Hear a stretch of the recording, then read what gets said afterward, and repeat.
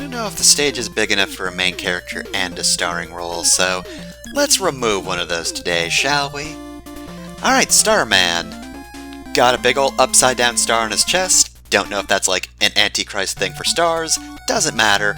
This, of course, is the low gravity stage, which we don't really get to play around with because, oh my god, meteors. We are on an abandoned satellite. They have no defense against this sort of thing. Let's just kick our way inside.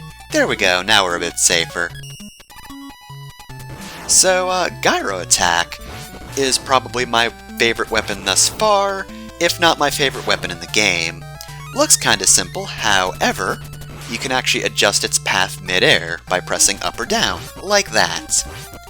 It is very useful for situations like this, where I can just camp out where it's safe and attack the enemy from a distance. Worth noting, however, for me at least, it is very easy for Gyro Attack to just run out of energy. It goes down by like 1 bar per attack, so you wouldn't think that would be an awful rate of use, but I don't know, like, I think out of everything it might be a little low in power, so sometimes you need to attack multiple times in order to actually kill something with it, but, you know. I tend to use it a lot, so if I don't get an energy refill, it's probably why it goes down so quickly. It feels like I lose it a lot because, unlike most of the weapons in Mega Man 5, I actually use it. There we go. That's the real reason that it's not very efficient.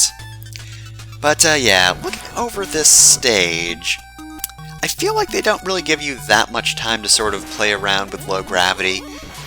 You get a couple seconds at the start of the stage to realize that's what's going on, but then meteorites.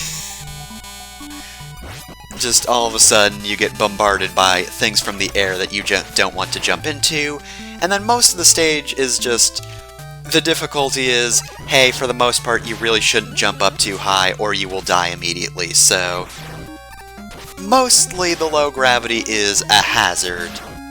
It's not like an unfun hazard to deal with though, so I don't mind it too much. Low gravity is usually, you know, relatively fun. Especially in Mega Man. Because just look at that, sailed over that guy, didn't even need to care. The enemies that come up from the pits don't matter. Oh, and we're at the end of the stage already, so I should mention the music in the stage. I listened to it before starting the video.